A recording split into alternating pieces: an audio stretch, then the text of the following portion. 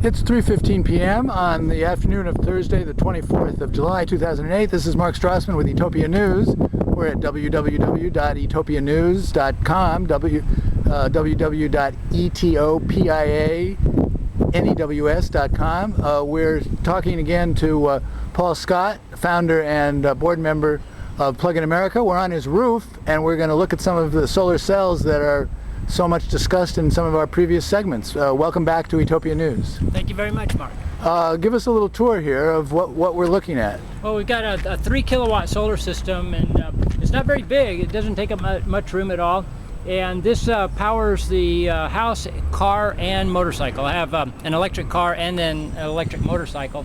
So this 3 kilowatt system gives me all the electricity I need for all 3 of those. Okay, and did you install everything at once, or? No, I didn't know about the electric cars at first, so I was just going to get a solar system for the house. So these 2 sections here were the original solar system I bought for the house, and that generated enough power to run our house. But right after that, we got the electric car, and so I waited a few months to see how much power I needed for that, and then added that section over there, and that section gives me enough power to run my car and my motorcycle. You feel comfortable talking about some of the costs of these and, and how that was amortized and so on? The entire system, out of pocket, after all the rebates and subsidies, was $15,000. About $5,000 per each of these modules. Then. Correct. Yeah. And that, of course, is being paid off by not having to pay an electric bill. My electric bill last year was $44.08. For the year? For the whole year, and that was for the house, the car, and the motorcycle. I haven't been to a gas station in over 5.5 years. So if you take what the typical American spends for a house, for their electricity for the house for the whole year, and for their gasoline for their vehicle for the whole year, I spent $44. That's how this is being paid off. It'll pay off in less than 8 years. Okay. And if we can, show us just a little bit about the intricacies of how the technology actually works here. Well, you can see the little bitty lines that go up here are very fine metallic wires, and the silicon, this dark area, when the photons of sunlight hit that, it creates an electric charge, and that those electrons migrate to these little tiny wires and then go up to the big wires and travel along to the bigger wires and eventually to a wire that connects all of them, and then it goes into a conduit, and the conduit right over here goes down into my electrical panel, which we're going to see in a minute. We'll see that next. So the photons have been collected on the roof. They've been channeled down here to the inverter. Tell us what this inverter is going to do. Okay, as the electrons come in to the inverter, it's DC current, direct current. That's what the solar panels generate. But the grid in our household appliances run on alternating current, or AC. So the Fronius inverter converts or inverts the DC current to AC current, and then it goes from there into the electrical panel. In the electrical panel, it determines how much power I'm using in the house, and if I'm using more energy in the house, then all of the energy from the solar panels goes into the house. And if I'm generating more than I'm using in the house, then part of it goes back out to the grid and makes my meter turn backwards. So right now I'm generating just under 2,000 watts, and I know I'm using in the house considerably less than that, probably under 500. So the bulk of the energy that the solar system is generating is going back out to the grid, and Edison, my utility, is selling it to my neighbors. And they're crediting me at very high rates because I'm on time of use rates, which means daytime energy costs a lot more than nighttime. So I'm selling it to Edison for over 30 cents a kilowatt hour, and I buy it back at night for probably about 12 cents a kilowatt hour. Without getting too fancy, is there any reason why you couldn't be on that plan? Have big batteries and buy the electricity at night and sell it back during the day? No, you could do that.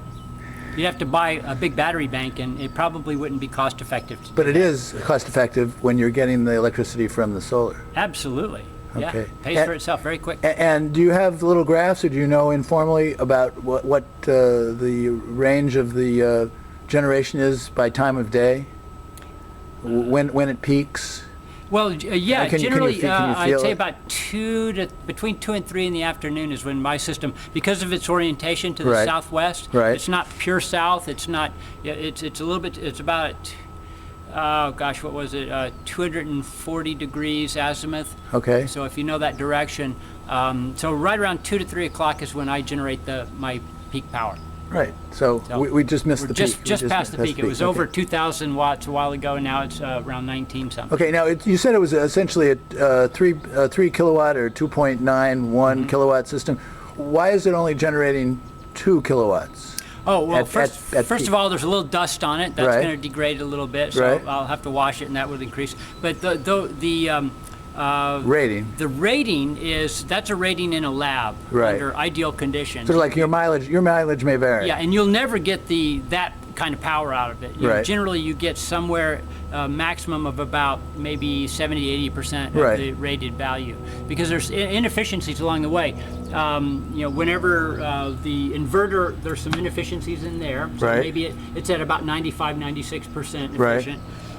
So you're going to lose a little power here and there, but again, you just size the system to generate enough power into the meter as you use. Right. And as long as you're doing that, then year to year, you should zero out. And when it's not as sunny as it is today, how low does the generation go? Oh, it'll go all the way to zero. I mean, Right. as the sun sets, it Right. will go down and down and down Right. until it turns itself off and goes to sleep for the night. And then Right. tomorrow morning, when the sun comes back up, Right. it'll wake back up, and Right. it'll start off at 5 or 10 watts and gradually build up to over 2,000. Right. So if you were locked in and only saw the meter, you could essentially tell what the sun is, how the sun is shining. Yeah, pretty great. and you can monitor these things remotely. I don't have that system set up, but new systems that our company sells, you can monitor them remotely, so you can, from your computer at work, see how much power you're generating. at any given time. Or anywhere, your computer anywhere, through the internet. That's right. Okay, Yeah. so the power comes off the roof into the inverter, over to the meter. It's either put into the house or into the grid. And let's see what else you've got here. Okay, well, remember I told you I have an electric car. Right. So I'm going to show you where that is. Right. So here's our garage. And I guess the fluorescent lights here are powered by the sun, aren't Everything electrically in my house is Right. powered by sunlight. they? Okay. And so here's the electric car, and over here is the charging device. And so in order to use this, let me show you. I'm going to pop open this little latch right here on Right. the car, Right. just by pushing a button in the car. Right. And, And you'll speak up since you're getting far from the camera. all right, so now I just pushed a button on the dash, and this opens up. Ah, So right. This is where I'm going to stick the... Just like the gas tank opens up from Yeah, the latch. pretty much. So I pull out this paddle, you can Right. touch it. This is called small paddle inductive, and you can stand in a bucket of water and hold this thing. It will not shock you. Very safe. Feel safe. So just take this paddle and stick it in, Right. and that's all there is to it. You'll hear in 5 seconds, you'll hear the clicking. Right.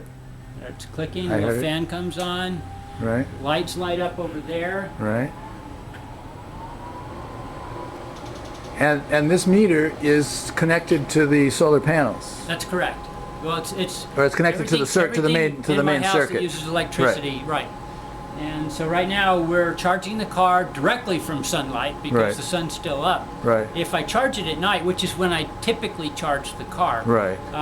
you really don't want to charge a car during the day during peak hours. You can. Because you can sell that electricity to the Exactly. utility for 30 cents an hour. Exactly. It's only So- going to cost you 9 cents a kilowatt hour At to night. buy it back at It's night. like if you went to a gas station and the gas was $15 a gallon at one station Right. during the day, Right. but if you came back to that station at night, it was $5 a gallon. Right. Now, clearly you'd want to buy your gas at night. Right. Same thing with electricity. Right. So that's how I do it. Now, I'm not going to let it run long No, because no, I don't want to you're- use you're- daytime electricity. Right. No Just reason. wanted to show you how Right. it works. I see that. Pull it out Right. and put it back. How much that's it. does this charger cost? This charger cost me about $1,900. Okay. But again, this is old technology. Right. This is what we use for the Toyota RAV4. Any new electric car that comes out, you'll be able to plug it into any 110 outlet. Ah. Just like my motorcycle. Now, Right. let me show you the motorcycle. Okay.